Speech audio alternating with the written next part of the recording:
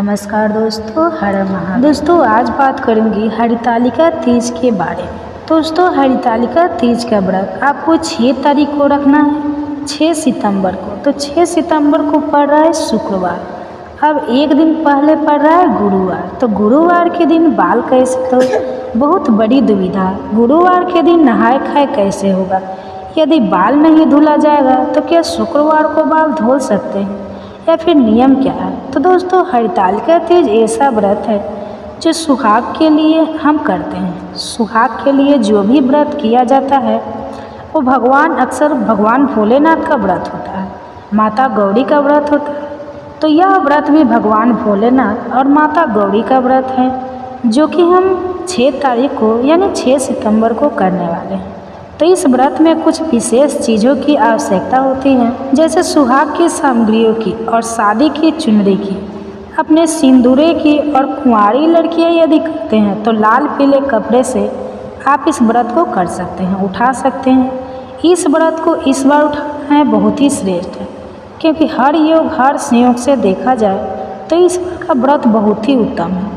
हरितालिका तीज व्रत में आप 6 तारीख को जब आप यह व्रत करेंगे उससे एक दिन पहले आपको कुछ विशेष बातों का ध्यान रखना है, जैसे कि जो भी धूप में आकर करने वाले काम होते हैं, मेहंदी लगवाने वाले काम होते हैं, वह 1-2 दिन पहले जाकर आप कर लीजिए।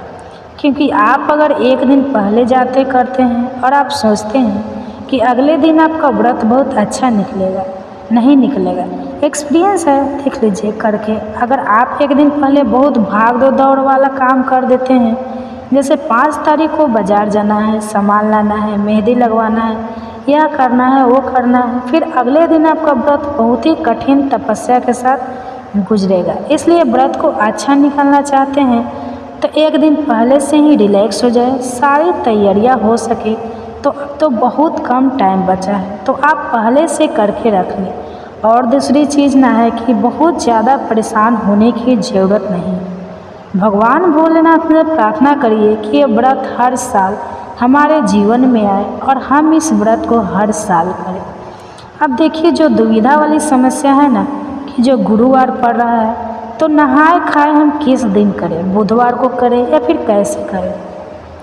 देखिए दोस्तों, नहाए खाए का मतलब यह होता है कि आप पूरी तरह से शुद्ध हो जाए।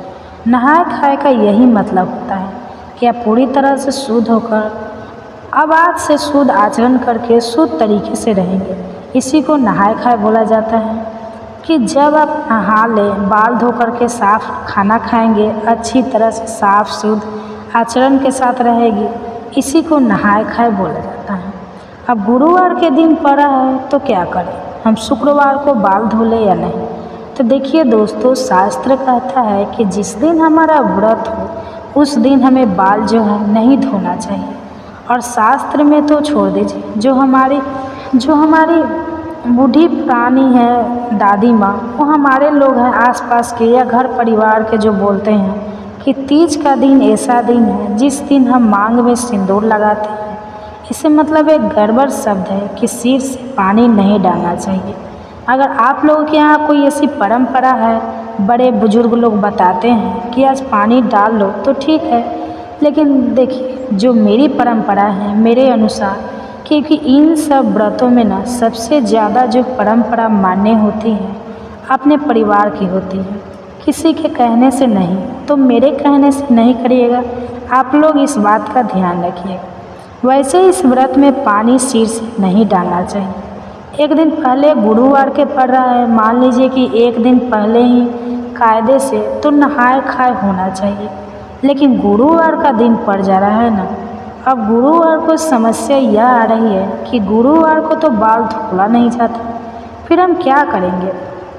देखिए ना, यह है कि गुरुवार के दिन जैसे पीरियड्स वगैरह में काफ़ी लोगों का मत होता है कि कर लो, काफ़ी लोगों का होता है कि नहीं करो।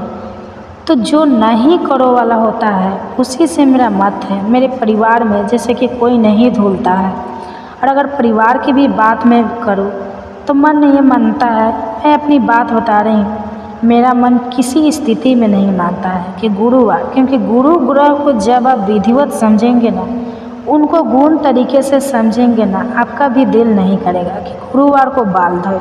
तो मेरा मन भी नहीं करता है गुरुवार को। और एक दिन अगर लहसुन प्याज नहीं खाते हैं हम तो हमारा कोई बिगड़ नहीं जाएगा। बिना लहसुन प्याज के भी बहुत बेहतर खाना बन सकता है, सिर्फ बनाने की तरीका होना चाहिए और सारी चीज़ें बन सकती हैं। तो आप हो सके तो बुधवार को बाल धो लें और बुधवार को बाल धोने के बाद आप जो है अपना शुद्ध सात्विक आहार करें। और मैं जो मानती हूँ कि तामसिक चीज़ें जितनी कम से कम ले उतना बेहतर है। तो सारी चीज़ें अगर आपको पकौड़ा पकौड़ी ही खाना है वो भी बिना लहसुन प्याज के बना सकती हैं। तो हो सकता है बन सकता है। तो हो सके तो आप लोग एक एक दिन पहले ना करके आप लोग बुधवार को ही बाल वगैरह धो लें और गुरुवार के दिन, और अगर किसी कारण से आपको दिक्कत है आप साफ है पीरियड से, तब उस स्थिति में आप शुक्रवार जिस दिन व्रत है उस दिन भी पानी डाल करके साफ हो जाती हैं। अब कुछ जो हमारी बहनें बिहारी की है उनका ये प्रश्न होता है कि हमारा मन नहीं मानता है, जिस दिन व्रत रहता है मन करता है पानी डाल के देखिए, तो जीवित पुत्रिका में डाला जाता है और अन्य गणेश चौथ है उसमें भी डाल सकती है। लेकिन ये तीज में आप रहने ही दीजिए, क्योंकि तीज में मत डालिए सिर के ऊपर से पानी, क्योंकि अभी आपको सिंदूरे का सिंदूर लगाना है। तमाम तरह के नियम होते हैं। तो अब मैं जानती हूँ इस व्रत इस तरीके से आपको करने से कोई नुकसान नहीं होगा। आप बिल्कुल आराम से अपने सिंदूरे का सिंदूर लगाइए और गलती से ना अगर कभी ऐसी फील ही हुआ कि आप कोई लहसुन प्याज खा लिए, कोई चीज़ दिक्कत हो गई है, तो गंगा जल छिड़क लीजिए। माता गौरी को आपने कौन सा बहुत बड़ा अपराध किया, आपने तो केवल गलती से लहसुन प्याज खा ली। तो भगवान की ही बनाई हुई सारी चीज़ें, घबराए नहीं। यह जरूर तामसिक है लेकिन आप घबराए नहीं। आप जो है सिर के ऊपर से पानी डालने, गंगा जल छिड़क ले, सारी चीज़ें शुद्ध हो जाएगी। तो नहाए खाए से जुड़ा हुआ यह नियम आपका पूर्ण हुआ। आप बात कर लेती हूँ हरितालिका तीज व्रत की पूजा कब होगी। देखिए दोस्तों, हरितालिका तीज की जो विशेष पूजा होती है वह शाम में होती है, शाम को प्रदोष काल में होती है। तो शाम को प्रदोष काल का जो शुभ मुहूर्त है वो 6:41 से जो अच्छा मुहूर्त बढ़िया मुहूर्त होता है वो 6:41 से हो रहा है। तो आप इस मुहूर्त में घर में या बाहर पूजा कर सकते हैं। अब कब तक रहेगा यह मुहूर्त? तो पूरी रात आप हरितालिका तीज में जागरण और पूजन कर सकते हैं। 6:41 पर तो कुछ विशेष बातों का आपको ध्यान रख लेना है कि शिव जी की पूजा में आज माता गौरी को सुहाग सामग्री जरूर आप लोग चढ़ाइएगा। सामग्री चढ़ाने के बाद अपनी मांग में सुहाग और माता गौरी की मांग से अपने हाथों से या अपने दुपट्टे साड़ी से आंचल से लेकर के अपनी मांग में जरूर लगाया जाता है। ऐसा करने से अखंड सौभाग्य की प्राप्ति होती है। व्रत के दिन किसी भी तरह से किसी की चुगली निंदा, क्योंकि देखिए हम सब कुछ करके और 2-4 ऐसी गलतियां कर देते हैं जिससे कि हमारे सारे व्रत सारे पुण्य खंडित हो जाते हैं। जैसे कि फ़ोन पर बात करना, किसी को अपशब्द बोलना, यह सब नहीं करेगा आप लोग, क्योंकि हम किसी को कहने वाले, अपराध करने वाले को क्षमा करने वाले, तो क्षमा तो हम कर सकते हैं क्योंकि अच्छी चीज़ों को करने से बहुत बेहतर रहता है। लेकिन हम किसी को सज़ा देने वाले कभी नहीं बन सकते। तो किसी की शिकायत करना, निंदा करना रोज़ के जीवन में तो ये 100% नहीं गलत हो सकता है। लेकिन हाँ, आप व्रत के दिन तो इन चीज़ों से दूर रहिए, तभी, क्योंकि इतना कठिन व्रत है, ये इतना कठिन है कि जो करता है केवल वही जानता है और किसी को क्या बताओ। जो महिलाएं करती हैं ना वो जानती है, चिल्लाने लगती है 15 दिन पहले से ही हरितालिका तीज, तो क्यों चिल्लाती है? वो जानती है क्योंकि उनके लिए बहुत भार होता है, हम लोगों के लिए बहुत भार होता है। हम लोग जानते हैं कि किसी की तरह ये व्रत निकले, तो इसलिए आप लोगों को भी बताते रहते हैं। साथ साथ हम लोग भी कुछ चीज़ों से अलर्ट होते रहते हैं। तो यही ज़रूरी बातें थी जो आप लोगों को बताना था। हरितालिका तीज के दिन पूजा कितनी बार आपको करना चाहिए? देखिए दोस्तों, फ़ायदे के अनुसार 2 बार करना चाहिए। एक सुबह में जो सामान्य घरेलू की पूजा होती है और दूसरा शाम को विधिवत पूजा करें। आप घर में पार्थिव शिवलिंग बनाकर पूजन कर सकते हैं, फिर सामान्य वाला शिवलिंग आप बना जो घर में है उससे पूजा कर सकते हैं, या फिर मंदिर जाकर के भी गौरी माता की पूजा शिव जी की पूजा कर ले सकते हैं। नियम तो यही कहता है कि आप विधिवत मंडप बनाएं, फुलेरा लगाए और उस तरीके से करके तीज की पूजा करें। हो सकता है शरीर में ताकत रहे तो आप लोग कर लीजिएगा, नहीं ताकत रहती है तो बस सामान्य करिए कि सुबह घर में पूजा कर लीजिए, शाम में जो फल मिठाइयाँ जो चीज़ें हैं वो घर में चढ़ा लीजिए और शाम को ले जाके शिवलिंग की पूजा कर लीजिए और गौरी जी की पूजा कर लीजिए, हाथ जोड़ लीजिए। प्रभु इतनी ही शक्ति थी, बिना पानी के हम और नहीं कर सकते, इतना बोलकर पूजा कर लीजिए। चलिए अब मैं मिलती हूँ अन्य वीडियो में। धन्यवाद। बताऊँगा, कृपया आप इस कथा को ध्यानपूर्वक सुनना और जो भी मनुष्य इस कथा को पूरा सुनेगा तो वह कभी भी इस अवसर को अपने हाथ से जाने नहीं देगा। ब्रह्मा मुहूर्त का रहस्य जानकर पूरा जीवन बदल जाएगा। भगवान शिव कथा को सुनाना प्रारंभ करते हैं और माता पार्वती से कहते हैं, बहुत समय पहले की बात है, काशी में दानो नाम का एक लड़का रहता था। वह लड़का बहुत ही अच्छा था, लेकिन उसकी एक गलत आदत थी, वह देर तक सोता रहता था। सुबह उसे जगाने के लिए घर वाले कई प्रयास करते थे, परंतु वह रोजाना सुबह देर तक उठता था। वह लड़का कभी भी 9 बजे से पहले नहीं उठता था।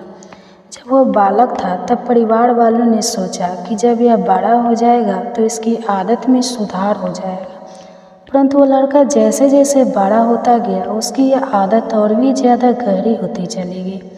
दुनिया इधर से उधर हो सकती थी, लेकिन वह लड़का कभी भी जल्दी नहीं उठ पाता था। उसके पिता इसकी इस आदत से बहुत ज़्यादा परेशान रहने लगा था। उस लड़के को ढेरों नकारात्मक शक्तियों ने घेर लिया था। वह सभी को पलटकर जवाब देता था और दिन भर उदास रहता था, जबकि असर उसके स्वास्थ्य पर भी पड़ रहा था। जब उस लड़के को यह पता लगा कि उसके सारे मित्र सफलता को प्राप्त कर चुके हैं, तब वह और भी ज़्यादा चिंतित हो गया और ईश्वर को कोसने लगा। वह बार बार यही कहता था कि मेरी किस्मत ही खराब है, परंतु उसके पिता अच्छी तरह से जानते थे कि उस लड़के के असफल होने के पीछे क्या कारण है।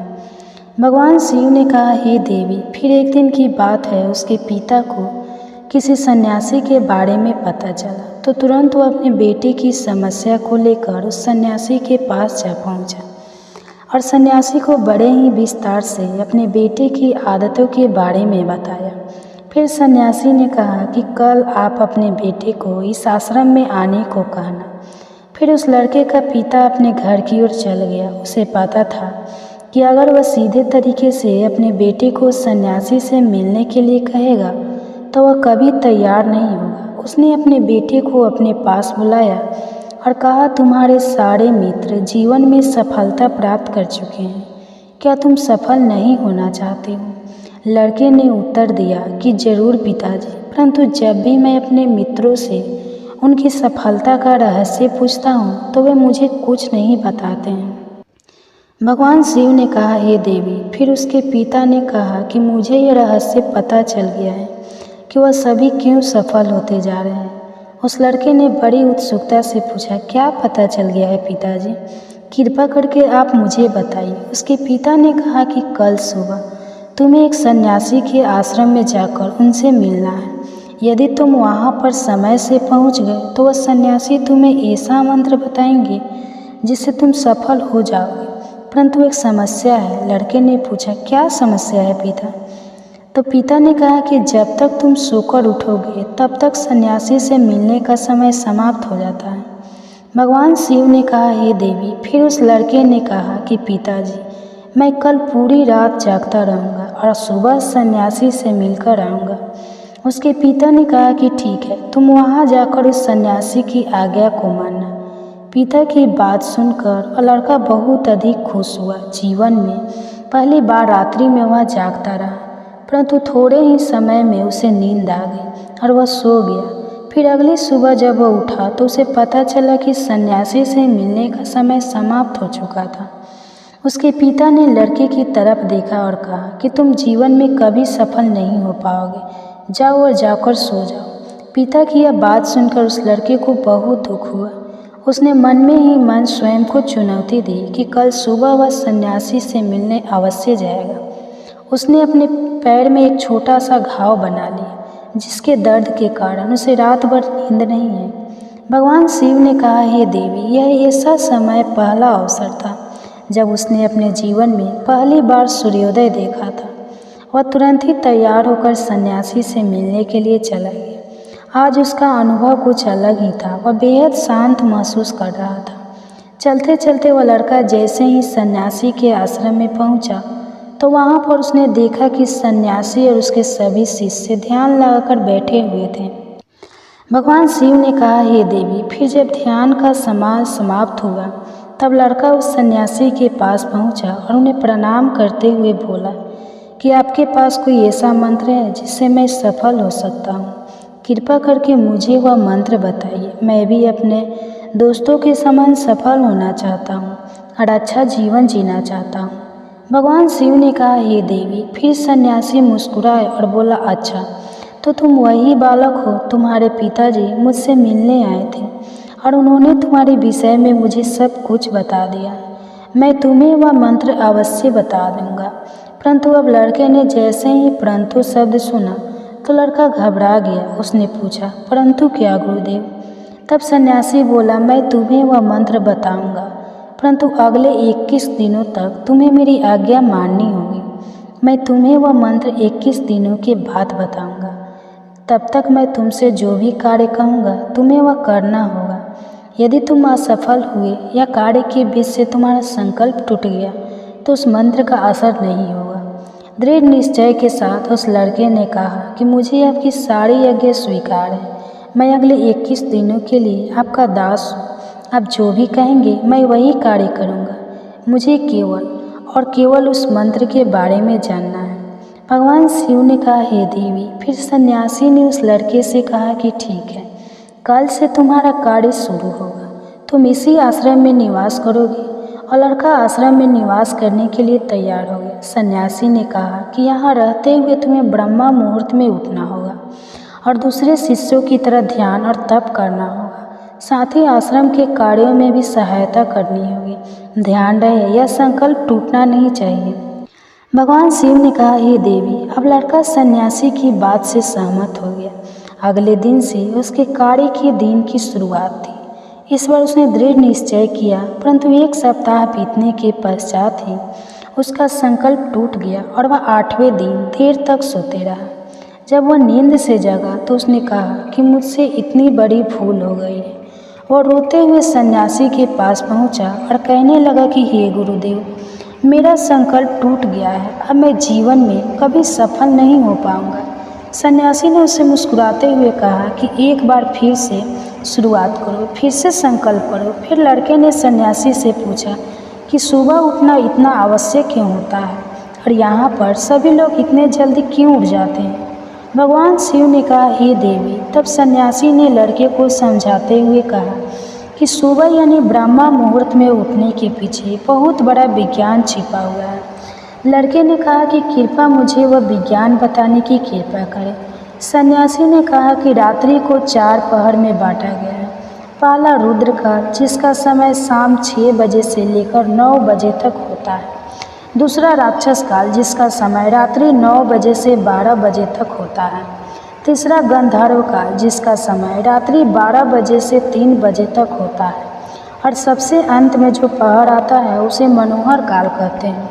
इस समय को ब्रह्मा मुहूर्त या अमृत वेला के नाम से भी जाना जाता है। इसका समय भोर बजे से सुबह 6 बजे तक होता है। यह वह समय होता है जब पूरे संसार की नकारात्मक शक्तियाँ निष्क्रिय अवस्था में होती है और सकारात्मक शक्तियाँ सक्रिय होती हैं। ब्रह्मा मुहूर्त अर्थात देव मुहूर्त, ब्रह्मा मुहूर्त का देवताओं का समय होता है। भगवान शिव ने कहा, हे देवी। वह सन्यासी आगे कहता है, उस समय देवता धरती पर विचरण कर रहे होते हैं और जागृत मनुष्य पर उनका बड़ा ही सकारात्मक प्रभाव पड़ता है। ब्रह्मा मुहूर्त ऐसा समय होता है जिसमें मनुष्य का मस्तिष्क बिल्कुल खाली होता है, जिसमें किसी प्रकार से कोई विचार नहीं होते हैं। और जब इस समय व्यक्ति अपनी पुस्तक खोलकर पाठ का अध्ययन करते हैं तो उन्हें सब कुछ जल्दी जल्दी याद भी होता है और यह लंबे समय तक याद रहता है। यह ऐसा समय है जिसमें हम ज्ञान को समझने का प्रयास करते हैं। इस कारण आश्रम के सभी शिष्य और संसार में बहुत से ज्ञानी लोग ब्रह्मा मुहूर्त में ही उठ जाते हैं।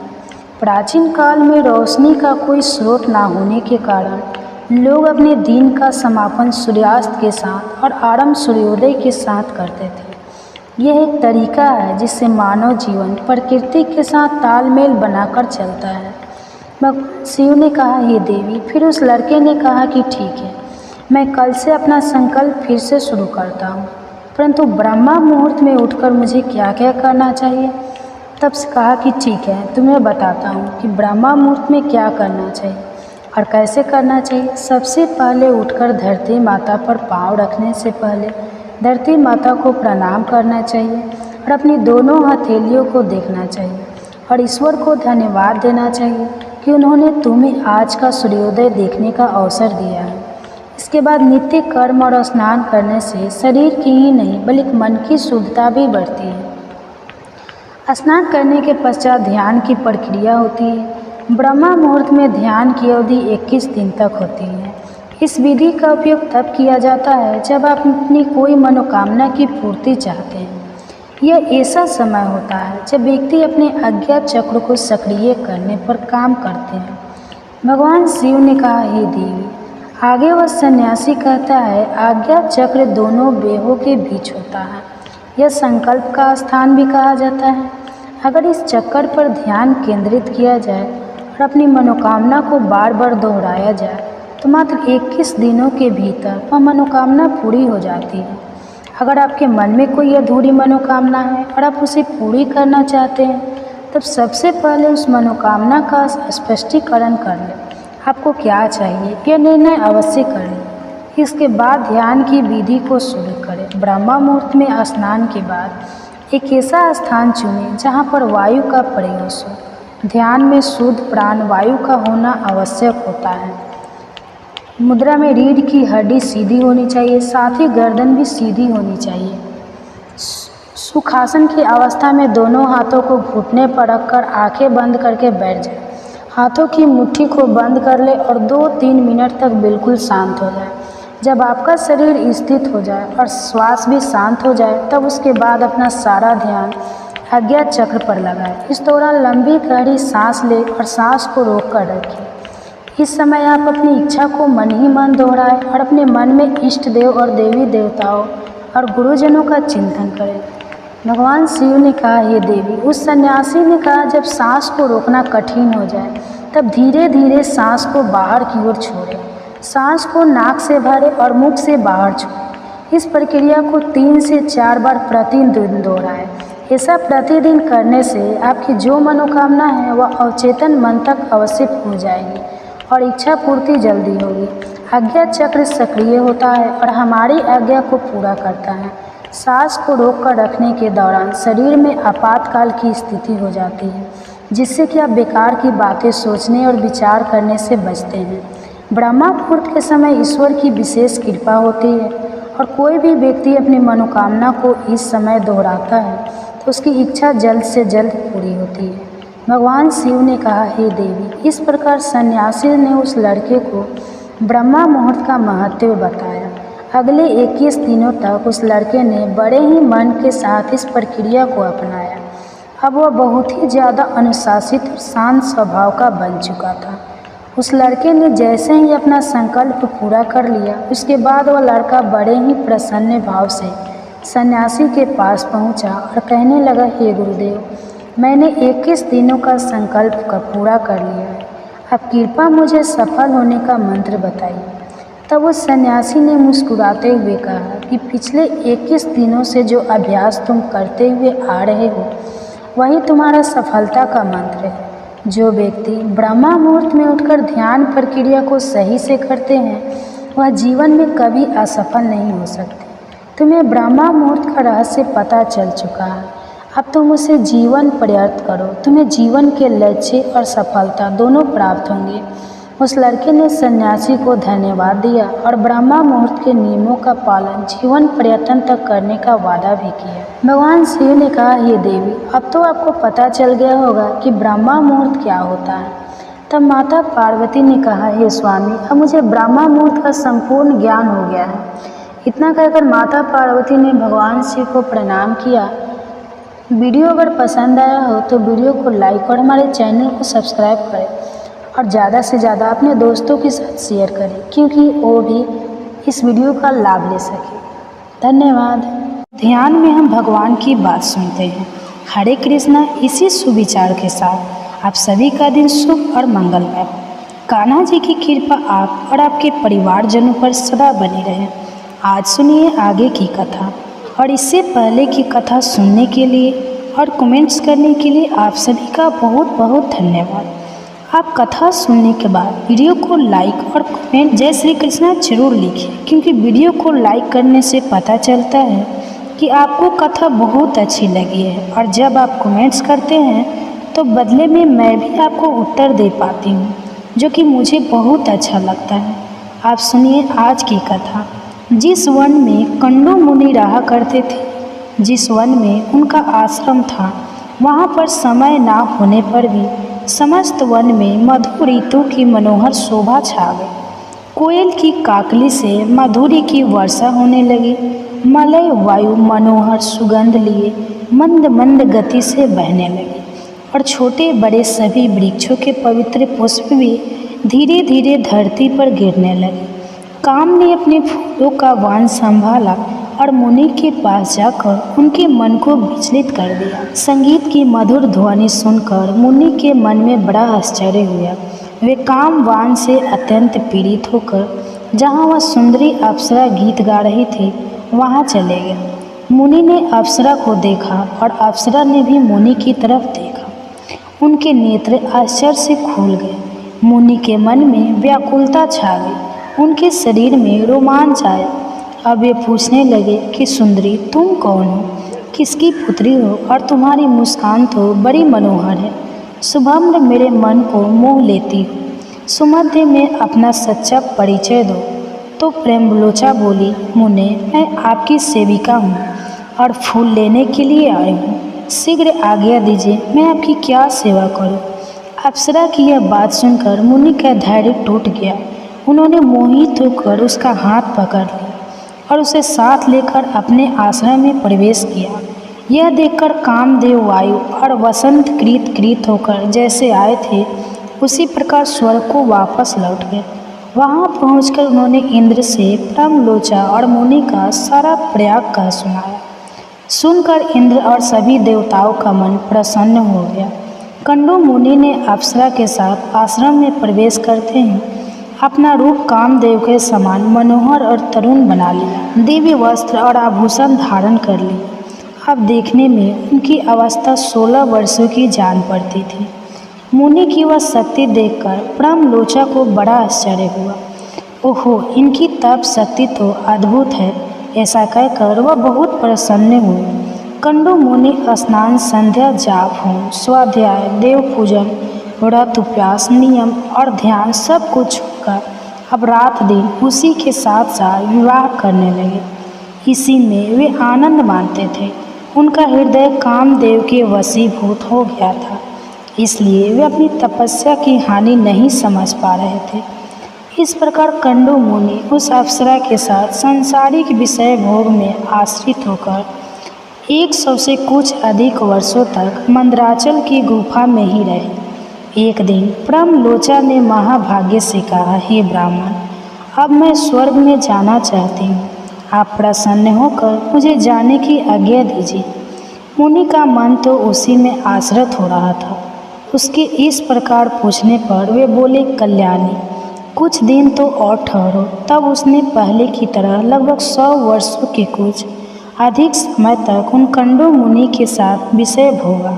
इसके बाद उसने फिर से जाने की आज्ञा मांगी, किंतु मुनि ने स्वीकार नहीं किया और इस प्रकार उसे लगभग 200 वर्ष तक और ठहरना पड़ा।